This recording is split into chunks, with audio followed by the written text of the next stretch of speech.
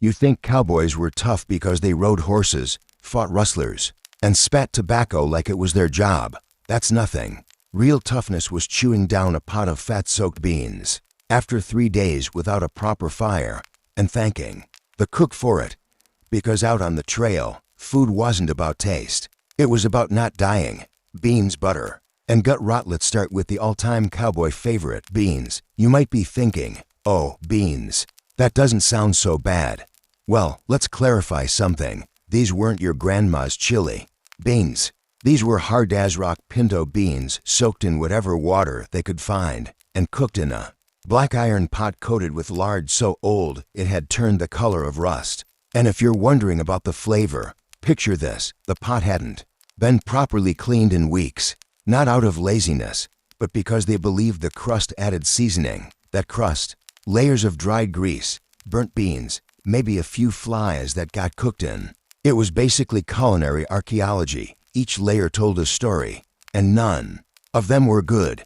Cowboys would dump a fistful of bacon grease into the pot, let it bubble with the beans, then maybe toss in a pinch of salt if they had any left. But let's not get ahead of ourselves, because even salt was a nightmare. The curse of pickled salt. Salt was rare, expensive, and almost never fresh. Most cowboys used what was called pickled salt, which basically meant salt that had absorbed moisture, hardened into strange chunks, and tasted more like copper than mineral. It was stored in bags next to saddle sweat and old jerky, meaning it smelled like every horse that had ever worked the trail. Worse, some of this salt came from old barrels used to preserve meat, and the salt had already soaked in the juices of pork, beef, and God knows what else. It was tangy, gritty, and sometimes slimy.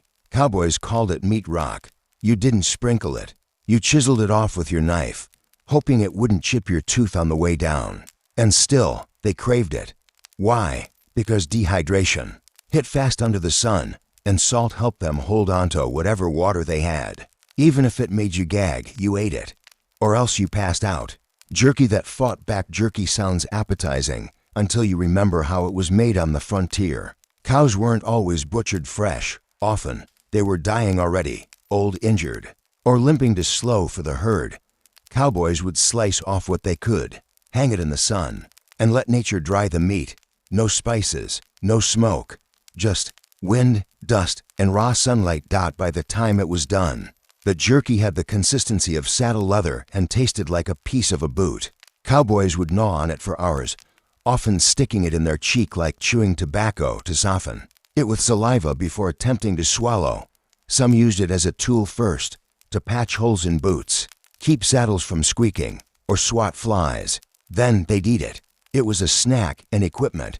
2 uses, 0 flavor. Fried fat, the cowboy candy. Believe it or not, fried beef fat, sometimes called cracklin' chunks, was a treat. Cowboys would slice the fattiest part of a carcass, toss it in a pan, and fry it until it popped and sizzled. The smell, like burning leather. The texture, somewhere between a soggy biscuit and a rock. But the taste, if you hadn't eaten in 2 days, it was heaven. The fat would coat your mouth, stick to your teeth, and drip down your chin. If it hardened before you swallowed, tough luck. Now you're chewing on a beef-flavored candle. Still, they treasured every greasy bite. Why? Because it kept them alive. Fat meant calories. Calories meant energy. Energy meant not falling off your horse and getting trampled by a steer. Water wasn't safe. But grease was. No, here's the real reason they ate this stuff. Water was dangerous. It could carry all kinds of invisible death, dysentery, parasites, stagnant swamp scum. Cowboys learned fast that grease was safer. It might not hydrate you, but it wouldn't kill you outright. So every meal, they added more fat, drizzled on beans, poured over jerky, even smeared onto biscuits when they had them. It wasn't about flavor, it was about survival. And if your stomach churned after a meal, that just meant it was working. So next time you're microwaving a burrito and complaining it's a little cold in the middle, remember that somewhere in the dust of the Old West, a cowboy was chewing on sun-dried beef, spitting out bones, and smiling like he just found gold. Because out there, gross was normal. And the worst part, the grossest stuff is still ahead. You've heard of prairie oysters, right? No, not oysters from the ocean. Cowboys didn't have those. Prairie oysters were something far more. Grounded. Something with hooves. Prairie oysters, the trail's worst secret. Prairie oysters, also called calf fries or mountain oysters, were the culinary invention of necessity and boredom. When young bulls were castrated on the trail, usually to make them easier to manage, the leftover parts didn't go to waste. They were skinned, cleaned, and tossed into a skillet with lard or bacon grease. Yes, you read that right. Fried. Bull testicles were considered a delicacy among hungry cowboys, not because they were delicious, but because they were fresh, full of protein, and didn't need to be carried far. Some trail cooks even had a secret spice rub to cover the taste, usually just burnt coffee grounds or leftover chili flakes. It didn't help much. The outside crisped up, the inside chewy, slippery, a little too warm. Cowboys would pretend to enjoy them, usually as a joke. But deep down, they all knew if prairie oysters were on the menu, things were getting desperate. And still, they were eaten, with a grin. Because nothing scared off hunger faster than knowing what you were about to chew. The EGG situation, worse than you think. Eggs were safe, only if you got to them first. Cowboys didn't have chickens out on the open range, so eggs came from wild birds or were purchased in towns, already old by the time they arrived. Most were stored unrefrigerated, wrapped in cloth or sawdust, and packed alongside beans, flour, or, yes, salt pork. Sometimes they cracked open a perfectly good egg. Most times, they got the surprise of their life. Spoiled eggs on the trail weren't just bad, they were alive. Maggots, green yolks, or a smell so strong it made grown men run for air. Cowboys had a name for these, burpers, because once you smelled one, your stomach wouldn't stop making noise for hours. But again, food was food. If the white part wasn't moving, you cooked it. Add enough grease and smoke, and maybe, just maybe, it wouldn't fight back. They said the smell stuck in your beard for a week. Some claimed it never really left. Stinky biscuits and wet fleur. You'd think bread would be a relief, right? A nice, dry biscuit to soak up all the grease. Not exactly. Trail biscuits, often called hardtack or cowboy bread, were baked with basic flour, sour water, and maybe a bit of lard if available. They were hard, dry, crumbly. But here's the catch: flour spoiled fast, and when it got wet, it turned into moldy mush. Most trail flour was kept in cloth sacks tied near the chuck wagon. But rain, sweat, or animals had a way of sneaking in. By the time it was used, it might have a sour smell or strange clumps. Cooks would sift out the green bits, pretend not to notice the worms, and knead the dough anyway. Why? Because nobody wanted to tell hungry cowboys there was no bread tonight. And somehow, even the worst biscuit was better than nothing. Leftover mystery stew at the end of the week. When supplies were low, the cook made what they called last pot. It was stew, sort of.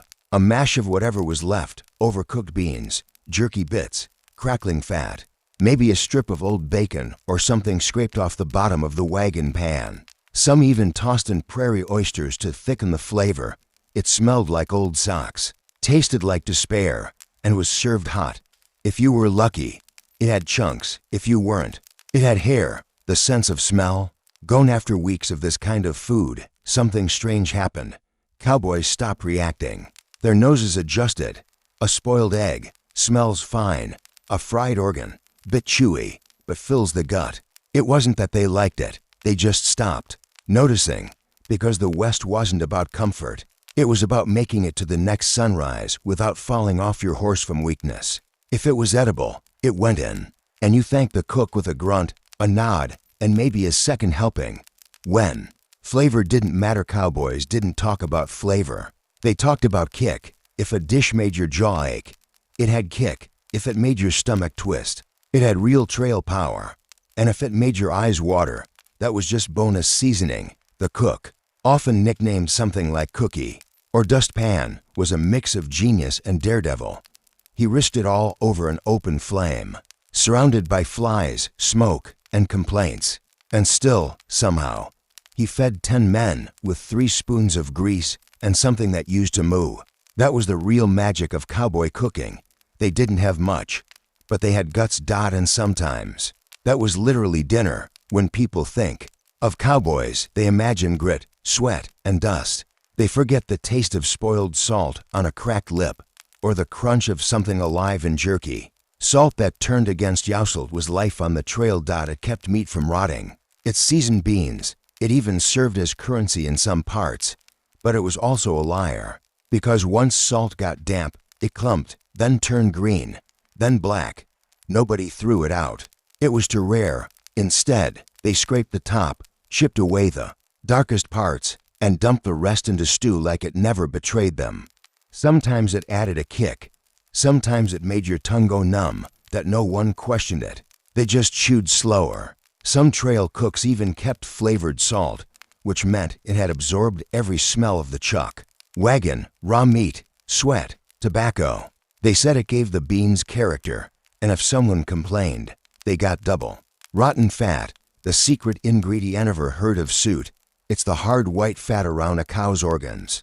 Cowboys loved it, not for taste, but for survival. It stored well if kept dry and cool, but the trail was hot, dusty, and full of flies, so soot often went bad. Slowly. It started to sweat. Then it turned yellow. Then it smelled like death. Did that stop anyone? Not really. They'd scrape off the top, melt what was left, and pour it over beans or bread. Some even spread it like butter. Trail jelly, they called it, joking through clenched teeth. It coated the mouth, stuck in your throat, and clung to the roof like regret. But it kept them moving, and that was enough. Worms in the jerky was supposed to be the safest trail food. Dried meat, no moisture, nothing to spoil, except sometimes the drying process went too fast, or too slow, or was left out in rain. That's when the worms showed up. Tiny ones, white, wriggling under the surface like salt that squirmed. If you noticed in time, you scraped them off. If not, well, extra protein. Cowboys rarely flinched. They said jerky with worms had a soft finish. Others claimed it made their stomach feel alive. But no one threw it away. They were too far from the next meal. The horror of leftover lardimagine. Opening a can of grease that had been sitting in the sun for 2 weeks. Now imagine stirring it. Trail lard was usually pork fat, rendered down, and stored in a tin or jar. In town, it kept for months. On the trail, days, if lucky. The top layer grew a skin, underneath, slime. But again, it was food. They'd stir it, reheat it, toss in onions if they had any, and convince themselves the smell was just gamey. Then pour it over whatever was left from the day before. Some added dried peppers, some added whiskey, some added nothing, just clenched their teeth and swallowed. Trail cooking wasn't about flavor. It was about silence. Because the more you talked about what you were eating, the harder it was to keep it down. Coffee that could melt a boot. Cowboys loved coffee, even when it turned on them. Most trail coffee was made by throwing grounds into boiling water. No filter, no measure. The pot was rarely cleaned. Old grounds sat at the bottom for weeks. Sometimes a layer of oil formed on top. Sometimes bugs floated in it. They still drank it, because coffee was more than caffeine. It was courage, they said. If it don't slap your tongue, it ain't real trail brew. Some added dried tobacco to make it stronger. Others just tossed in crushed chili peppers to wake up the senses. One cowboy claimed he went blind for 3 hours after a cup. He drank another anyway. It was that kind of life. No luxury, no mercy, just hot liquid fire to wash down the lard, flavor of desperation. Near the end of the ride, food ran low, supplies rotted, salt turned sour, lard curdled, water turned brown. That's when creativity kicked in. Some boiled leather straps to make broth, some fried cactus, some chewed on pine bark soaked in grease, and somehow they made it work. The West wasn't one with good meals. It was one with iron stomachs. If it moved, they cooked it. If it smelled, they ignored it. If it bit back, they bit harder. Cowboys didn't eat for joy. They ate to not fall over. And in the darkest hours of the trail, when the stars blinked cold, and the wind brought nothing but silence, the grossest meal tasted just fine. Because it meant they'd ride again tomorrow. They say the West was tamed by grit, but sometimes it was tamed by what a man could keep down. because at the edge of starvation when beans were gone, jerky was moldy, and even lard turned blue. Cowboys ate what others wouldn't touch. And they didn't just survive, they got used to it. Prairie, oysters, the unholy snack. It started as a dare, then it became tradition. Prairie oysters, raw calf testicles, straight from the branding fire, still warm. Sometimes seared, sometimes not. They were chewy, metallic, with a texture somewhere between rubber and regret.